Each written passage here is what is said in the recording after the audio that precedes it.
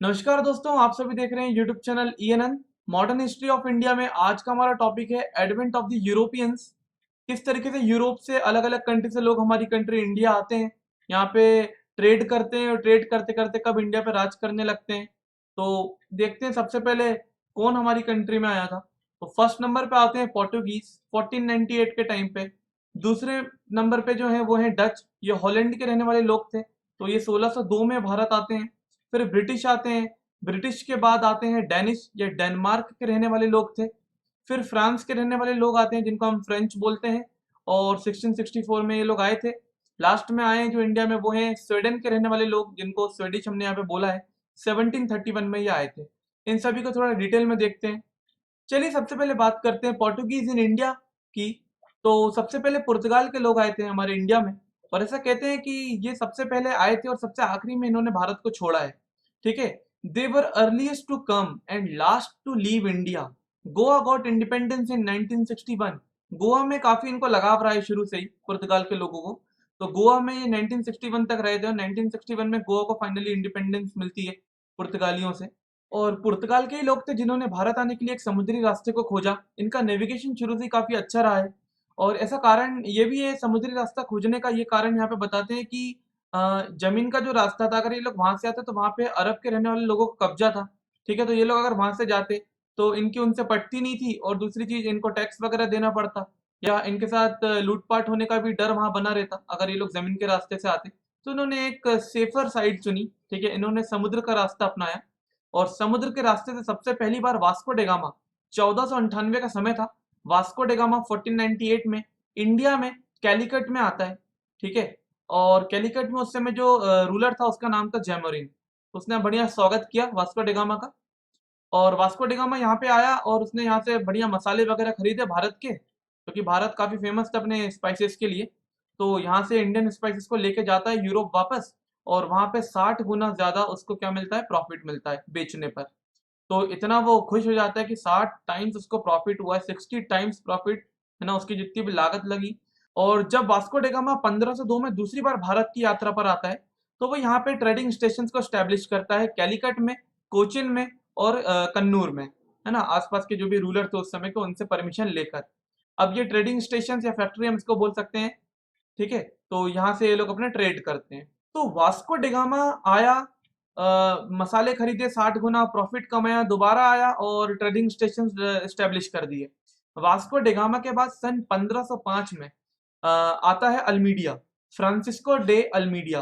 तो ये एक पहला पोर्टुगीज गवर्नर था जिसको अपॉइंट किया गया था, खुद जो पोर्चुगल के राजा थे, जो पुर्तगाल के जो राजा थे उन्होंने इसको अपॉइंट किया था और भारत भेजा था ट्रेड करने के लिए।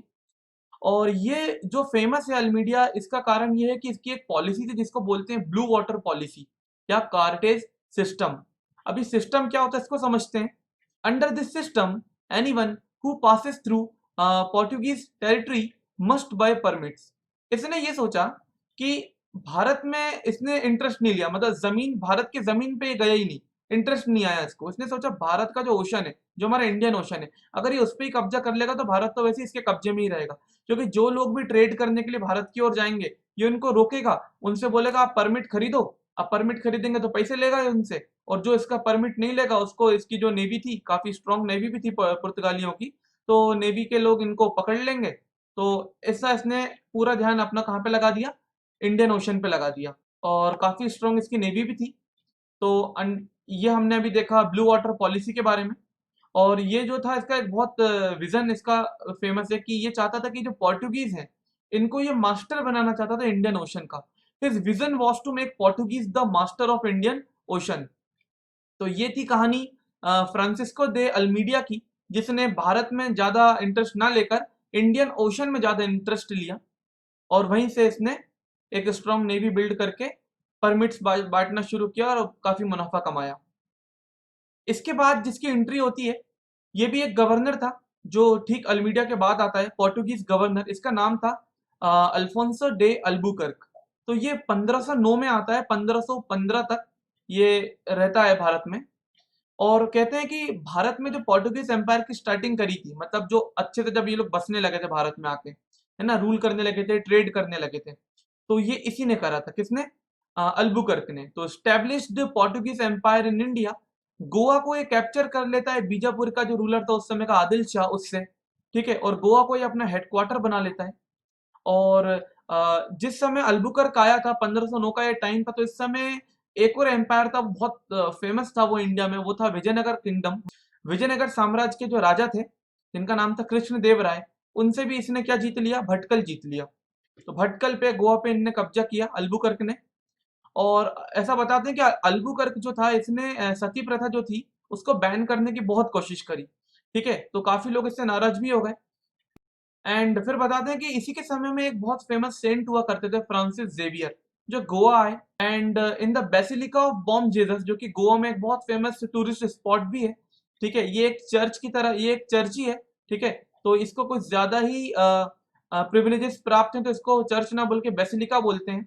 सो the basilica of Baum Jesus in Goa, है ना, तो यहाँ पे मॉर्टल रिमेन्स रखे गए हैं संत जेवियर के, सेंट जेवियर्स के मॉर्टल रिमेन्स यहाँ पे रखे गए हैं। काफी फेमस है, यूनेस्को की वर्ल्ड हेरिटेज साइट में भी इसको शामिल किया गया है। गोवा जो लोग भी ट्रैवल करने जाते हैं वो ये जगह जरूर घूमते हैं, बहुत फेमस टूरिस्ट स्पॉट भी है आज वहां पे। तो अभी हमने देखा basilica of Baum Jesus, Bom का मतलब है यहाँ पे होली, तो हम बोल सकते हैं the basilica of Holi Jesus.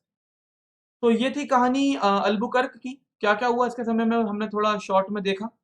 Albuquerque के बाद आता है नीनो दे कुन्हा, ठीक है, तो ये नीनो डे कुन्हा जो था 1529 से 1538, और इसने अपनी कैपिटल को कोचीन से गोवा में शिफ्ट कर लिया। और इसने दीव को और बसेन को भी जीता गुजरात के बहादुर शाह से, ठीक है, दीव जो हो गया गुजरात का, जैसे आज हम जिसको बोलते हैं दमन एंड दीव, तो दीव वाला जो हिस्सा था वो भी इसने जीत लिया। मुंबई के पास में ही बसेन वाला कुछ एरिया वो भी इसने जीता बहादुर शाह से गुजरात के। तो ये थी कहानी नीनो दे कुन्हा की। अब हम देखते हैं कि ऐसे क्या फैक्टर्स है जिसके कारण ये जो पोर्टुगीज थे ये ज्यादा मतलब स्ट्रांग नहीं हो पाए, अपने आप को स्ट्रेंथ इनको इतनी नहीं मिल पाई यहाँ पे, है ना। Factors for the decline of Portuguese देखते हैं क्या थे कि इनका डिक्लाइन शुरू हो गया। तो जैसा कि हम सभी जानते हैं कि अभी आने वाले समय में ब्रिटिश भी आने वाले थे इंडिया में, तो जब ब्रिटिश आए तो ब्रिटिश की जो सुप्रीमेसी थी उसके सामने ये लोग तो कुछ भी नहीं थे। तो पहला एक फैक्टर बनता है कि rise of the British supremacy, ये भी इनकी एक डिक्लाइन का कारण बना। दूसरा, ये पोर्टुगीज की अगर हम लोग बात करें तो इनके एडमिनिस्ट्रेशन में काफी ज्यादा करप्शन देखने को मिलता था, काफी भ्रष्ट काफी भ्रष्ट लोग थे इनके एडमिनिस्ट्रेशन में, तो ये ज्यादा मतलब स्ट्रेंथ नहीं हासिल कर पाए इंडिया में। और जैसे कि अभी हमने देखा था कि ये काफी अनपॉपुलर है हिंदू और मुस्लिम में, जैसे कि हिंदू के लिए इन लोग इनने क्या किया, जब अल्बुकर्क आया था तो उसने सती प्रथा को बंद करने की बहुत कोशिश करी, है ना, बैन करने की कोशिश करी, स्पेशली इन दो एरिया जहाँ पे उसका इन्फ्लुएंस था। तो हिंदू लोग भी इससे चिढ़ने लगे, मुस्लिम्स लोग भी इससे काफी चिढ़ने लगे, अनपॉपुलर हो गया ये, है ना। एंड इसी के साथ साथ बताते हैं कि ब्राजील की भी डिस्कवरी हो चुकी थी, तो पुर्तगालियों ने इंडिया में उतना इंटरेस्ट लेना भी बंद कर दिया, है ना, ब्राजील की तरफ ज्यादा इनका डाइवर्जन हो गया। एंड फाइनल जो ब्लो पड़ता है इनको, तो वो तो ऐसा बताते हैं यहाँ पे कि 1580 में पुर्तगाल को स्पेन ने बिल्कुल हरा दिया था। अब जब पुर्तगाल स्पेन के अंडर में ही आ गया, मतलब स्पेन का कब्जा ही हो गया पुर्तगाल पे, पुर्तगाल हार गया, तो फिर इंडिया में भी अब ये इतना ज्यादा ग्रोथ कैसे करेगा। तो ये कुछ फैक्टर्स है जिसके कारण जो पुर्तगालियों का डिक्लाइन आपको देखने को मिला इंडिया में। लेकिन फिर भी काफी समय तक इंडिया में रहते हैं, सबसे पहले आते हैं, सबसे आखिरी में इंडिया को छोड़ के जाते हैं ये लोग। तो इस तरीके से इनका डिक्लाइन होता है, और फिर इनने इंडिया में इतना ज्यादा ट्रेड वगैरह इतना नहीं इनका फैल पाया, बस गोवा तक ही ये लोग सिमट के ही रह गए, गोवा के आसपास के एरियाज में। आगे देखते हैं। अब अगर इनके कंट्रीब्यूशन की बात करें कि इनने इंडिया में क्या कंट्रीब्यूशन दिया, है ना, तो यहाँ पे बताते हैं कि इंडिया में जो टोबैको का कल्टीवेशन है, तंबाकू का जो कल्टीवेशन है, वो इन्हीं लोगों ने लेके आया। उसके बाद हमारे इंडिया में वेस्टर्न और ईस्टर्न कोस्ट में कैथोलिसिज्म को इसने बहुत स्प्रेड किया। जैसे कि क्रिश्चियनिटी में दो सेक्ट्स आपने देखे होंगे, कैथोलिक्स और प्रोटेस्टेंट वगैरह, तो कैथोलिक्स को इसने काफी स्प्रेड किया। गोवा में ही पहली प्रिंटिंग प्रेस खोली गई थी 1556 में, और 1563 के आसपास एक किताब भी इन लोगों ने छापी, साइंटिफिक वर्क पूरा था इनका, नाम दिया था द इंडियन मेडिसिनल प्लांट्स, तो ये भी इन्हीं का कंट्रीब्यूशन है। और ये ऐसे पहले यूरोपियंस थे जिनने हमारे इंडिया में और एशिया में क्या फैलाई, क्रिश्चियनिटी को लेके आए, ये लोग को काफी प्रचार प्रसार किया गया, इन्हीं के द्वारा किया गया, सबसे पहले ये यूरोपियंस थे ऐसे। तो ये हमने अभी देखा पुर्तगालियों के बारे में। आगे देखते हैं, पुर्तगालियों के बाद आए थे डच, तो डच के बारे में थोड़ा देख लेते हैं। तो पुर्तगालियों के बाद दूसरे नंबर पे भारत में जिनका आगमन हुआ वो थे द डच। तो ये हॉलैंड के रहने वाले लोग थे, और फाउंडेशन की अगर हम लोग बात करें इनके, तो 1602 के समय की बात करें हम लोग, तो यहाँ पे बनती है United east India company of the Netherland. और पार्लियामेंट जो था इनका, डच पार्लियामेंट जो था, उसने इस कंपनी को परमिशन दे दी कि आप जाइए और ट्रेड करिए इंडिया में, है ना। और जितनी भी ईस्ट इंडीज वाला जो एरिया है वहां पे आप जाके ट्रेड कर सकते हैं। ईस्ट इंडीज वाले एरिया में बहुत सारी साउथ एशियन कंट्रीज हैं जिसमें इंडिया भी शामिल है। तो सेटलमेंट्स को देखते हैं इनके इंडिया में किस तरीके से इन्हें सेटलमेंट किया। तो सबसे पहली जो इन्हें फैक्ट्री लगाई वो लगाई इनने मसूलीपट्टनम आंध्र प्रदेश में 1605 में।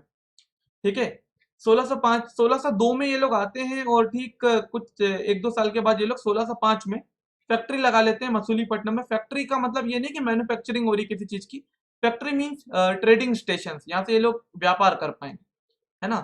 उसके बाद पुलिकट, सूरत और कोचिन में भी ये अपनी फैक्ट्रीज को, ट्रेडिंग डिपोट्स को एस्टेब्लिश करते हैं। लेकिन फिर बताते हैं आगे कि इन लोगों को ज्यादा इंटरेस्ट इंडिया में नहीं था।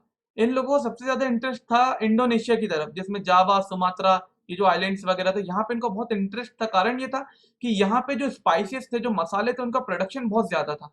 तो इंडिया में इन लोगों ने इतना ध्यान नहीं दिया, तो ये भी एक कारण बना इनके डिक्लाइन का इंडिया में। तो चलिए देखते हैं decline of Dutch in India. तो एक तो ये कारण था ही कि इन्हें इंडिया में ध्यान ही नहीं दिया, ये इंडोनेशिया की तरफ ज्यादा फोकस कर रहे थे। तो यहाँ पे बताते हैं कि इनका जो प्रेजेंस था वो 1605 से 1825 के बीच तक इनका प्रेजेंस तो बना रहा।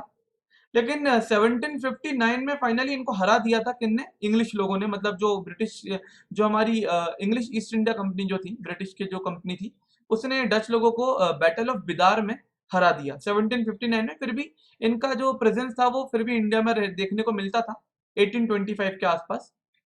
इस समय तक इनका प्रेजेंस इंडिया में बना हुआ था। फिर भी इतना ज्यादा अब ये फेमस नहीं थे, क्योंकि ये तो हार चुके थे अंग्रेजों से बैटल ऑफ बिदार में। और अब फाइनली एंट्री होती है ब्रिटिश की, जो इंग्लिश लोग थे, इंग्लैंड के रहने वाले लोग थे। इन्हीं को आके भारत पे राज भी करना है अभी, अभी हम आगे देखेंगे। तो इनके फाउंडेशन की अगर बात करें तो 1599 में बनती है ब्रिटिश ईस्ट इंडिया कंपनी। ठीक है। और 31 दिसंबर 1600, सन 1600 में 31 दिसंबर को, जो वहां की रानी थी जिसका नाम था क्वीन एलिजाबेथ वन, ठीक है, क्वीन एलिजाबेथ वन ने ये जो कंपनी थी ईस्ट इंडिया कंपनी, इसको मोनोपोली दे दी, मतलब एकाधिकार दे दिया कि अब से जो ईस्ट इंडीज में जितनी भी कंट्रीज हैं, इंडिया को उसमें शामिल कर लिया जाएगा। तो वहां पे सिर्फ और सिर्फ अब आप ही मतलब ट्रेड कर सकते हैं, और कोई भी कंपनी इंग्लैंड की तरफ से वहां पे जाकर ट्रेड नहीं कर पाएगी। मतलब मोनोपोली किसकी रहेगी, सिर्फ और सिर्फ ब्रिटिश ईस्ट इंडिया कंपनी की। चलिए, तो ये तो फाउंडेशन की बात करी।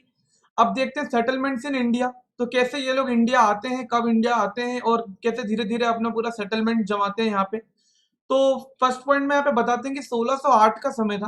ठीक है, कंपनी आपकी बनी है 1599 में। उसको दिसंबर 31 1600 में तो उसको मोनोपोली मिलती है। लेकिन पहली बार ये इंडिया में आते हैं कंपनी की तरफ से 1608 में, कैप्टन हॉकिंस, इनका पूरा नाम है कैप्टन विलियम हॉकिंस। और ये आते हैं हेक्टर नामक जहाज से आते हैं। ये तो काफी इंपॉर्टेंट क्वेश्चन भी बनता है यहाँ पे, किस जहाज से आए थे, तो हेक्टर नाम का ये जहाज था। सूरत पे आते हैं, रुकते हैं और जहांगीर के कोर्ट में जाते हैं। उस समय जो मुगल एम्परर था वो जहांगीर था। ठीक है। और इन्हें लग रहा था कि अभी अकबर ही होंगे मुगल एम्परर, लेकिन अकबर अब जो हट गए थे और अब आ गए थे जहांगीर उनकी जगह। तो जहांगीर के कोर्ट में जाते हैं और परमिशन मांगते हैं कि आप उनको फैक्ट्री खोल लेने दीजिए, ट्रेडिंग डिपॉट, है ना, सूरत में। बट यहाँ पे ये अनसक्सेसफुल हो जाते हैं, क्योंकि इस समय ऑलरेडी जो पोर्टुगीज थे, जो पुर्तगाल के जो लोग थे, वो ऑलरेडी ट्रेड वगैरह कर रहे थे हमारे इंडिया में, और काफी उनका इन्फ्लुएंस था। और इनको फैक्ट्री ओपन करने की इजाजत वहां से नहीं मिली। ठीक है, क्योंकि ज्यादा जो वहां पे डोमिनेंट जिसका नेचर था वो पुर्तगालियों का था। ठीक है, उनका डोमिनेंस था वहां पे, काफी उनने अधिकार जमा के रखे थे। तो ये लोग चले जाते हैं साउथ इंडिया की तरफ, और वहां पे ये लोग अपनी पहली फैक्ट्री खोल लेते हैं मसूलीपट्टनम में 1611 में। ठीक है। लेकिन फिर भी नीचे थर्ड पॉइंट में हमें बता दिया गया यहाँ पे कि जो ईस्ट इंडिया कंपनी थी, इसको फिर भी परमिशन फाइनली मिल जाती है 1611 में, कि सूरत में आप बिना फैक्ट्री खोले ट्रेड कर लो। फैक्ट्री मीन्स जो भी इनका ट्रेडिंग डिपॉट है, ट्रेडिंग डिपॉट मत खोलो, लेकिन आप ट्रेड कर लो। ठीक है। उसके बाद 1612 में जो पुर्तगाल के लोग थे, उनको फाइनली कैप्टन थॉमस बेस्ट, इस समय थे ईस्ट इंडिया कंपनी को जो रिप्रेजेंट कर रहे थे इंडिया में, तो कैप्टन थॉमस बेस्ट ने मिलकर पुर्तगाल के लोगों को हरा दिया 1612 में। और फाइनली ईस्ट इंडिया कंपनी ने अपनी सूरत में फैक्ट्री खोल ली 1613 में। 1615 का समय आ गया था। फैक्ट्री तो चलो इनने खोली थी, मसूलीपट्टनम में भी इनकी एक फैक्ट्री, इनने ट्रेडिंग डिपॉट बना लिया था 1611 में। 1612 में पुर्तगालियों को हराते हैं, 1613 में सूरत में भी एक ट्रेडिंग डिपॉट खोल लेते हैं, ट्रेड वगैरह इनका स्टार्ट हो चुका था। अब 1615 में जेम्स वन एम्परर बन चुके थे इंग्लैंड में। तो जेम्स वन जो थे उन्होंने सर थॉमस रो को इंडिया भेजा कि वो जाएं और जहांगीर से थोड़ा और मतलब फेवर मांगे कि हमें थोड़ा आप और सपोर्ट करो। तो ये सर थॉमस रो आते हैं और जहांगीर से बातचीत करते हैं और बोलते हैं कि आप हमको आगरा में, अहमदाबाद में और बरोच में फैक्ट्री खोल लेने दीजिए। और जो सर थॉमस रो थे वो बहुत अच्छे डिप्लोमेट थे। तो फाइनली ये बिल्कुल सक्सेसफुल हो जाते हैं, एक रॉयल फरमान इनको मिल जाता है ना। इस फरमान में ऐसा अलाउ किया जाता है इन लोगों को कि ईस्ट इंडिया कंपनी को ट्रेड करने के लिए आपसे परमिशन नहीं लेनी होगी पूरी मुगल टेरिटरी में। जहां जहां मुगल टेरिटरी है वहां पे अब east India company, British East India company trade कर सकती है। तो सर थॉमस रो इस रॉयल फरमान को सक्सेसफुली अचीव कर लेते हैं। तो अभी तक तो हमने बात करी कि ये लोग आए, फिर इनने धीरे धीरे अपने ट्रेडिंग स्टेशन जमाना शुरू किए, फैक्ट्री वगैरह खोलने लगे, ट्रेड इनका स्टार्ट हो चुका था। अब बात है 1662 की, जब पहली बार ब्रिटिश ईस्ट इंडिया कंपनी को मिल जाता है बॉम्बे, आइलैंड ऑफ बॉम्बे। तो इसकी भी कहानी ऐसी है कुछ कि 1662 में, ठीक है, जो इन ब्रिटिश के जो प्रिंस थे चार्ल्स टू, तो इनकी शादी हो जाती है पुर्तगाल की प्रिंसेस से जिसका नाम था कैथरीन ऑफ ब्रिगेंजा। और पुर्तगाल की तरफ से ये जो चार्ल्स टू थे इनको डाउरी में मिलता है आइलैंड ऑफ बॉम्बे। ठीक है, आइलैंड ऑफ बॉम्बे उस समय तक पुर्तगाल के कब्जे में था। तो पुर्तगाल के लोग जो बॉम्बे, हमारा जो आइलैंड था, आइलैंड ऑफ बॉम्बे जो था, उसको डाउरी में दे देते हैं किसको? प्रिंस चार्ल्स टू को। मतलब ये कहाँ चला गया? इंग्लैंड की तरफ चला गया। अब उनने सोचा क्या करें इसका, तो फाइनली ये जो उनको डाउरी में जो आइलैंड ऑफ बॉम्बे मिला था वो इसको ब्रिटिश ईस्ट इंडिया कंपनी को रेंट पे दे देते हैं कि साल का जो रेंट रहेगा 10 पाउंड आपको देना है और पूरे जो आइलैंड ऑफ बॉम्बे उसमें आप अपना बढ़िया रूल करिए, जाइए ट्रेड वगैरह करिए। तो इस तरीके से ब्रिटिश ईस्ट इंडिया कंपनी को मिलता है आइलैंड ऑफ बॉम्बे, है ना। 10 पाउंड पर ईयर उनका रेंट रहता है। फिर आगे देखते हैं लीज ऑफ मद्रास। तो 1639 में इनको मद्रास भी मिल जाता है। कैसे मिलता है उसकी कहानी समझते हैं। फ्रांसिस डे नाम का एक व्यक्ति था जो कि ब्रिटिश ईस्ट इंडिया कंपनी का वन ऑफ द एडमिनिस्ट्रेटर था वो, ठीक है, एक संचालक था। और मद्रास को ऑप्टेन करने की कहानी ऐसी कि चंद्रगिरी का जो रूलर था वो इनको मद्रास को लीज पर दे देता है ना। और वहां पे ये लोग क्या करते हैं, मद्रास में एक फोर्टिफाइड फैक्ट्री बनाते हैं, वहां से ये लोग अपना ट्रेड वगैरह करते हैं। और इसी फोर्टिफाइड फैक्ट्री को, इसी किले नुमा जो इनने फैक्ट्री वगैरह बनाई थी वहां पे, उसी को आगे फोर्ट सेंट जॉर्ज के नाम से वो जाना जाएगा, है ना। तो फोर्ट सेंट जॉर्ज इनने बनाया मद्रास में। मद्रास में ही फोर्ट सेंट जॉर्ज को ये लोग अपना बना लेते हैं हेडक्वार्टर, है ना। ईस्ट कोस्ट में, जो ईस्टर्न साइड है इंडिया की, वहां पे जो कोस्टल एरिया थे वहां के लिए इन लोगों ने अपना इसको हेडक्वार्टर बनाया और मसूलीपट्टनम को रिप्लेस कर दिया। मतलब पहले इनका हेडक्वार्टर मसूलीपट्टनम में था, जहां पे इनने काफी पहले फैक्ट्री खोल ली थी 1611 में। फिर सिटी ऑफ कलकत्ता पे भी इनने कैसे कब्जा किया उसको भी देखते हैं।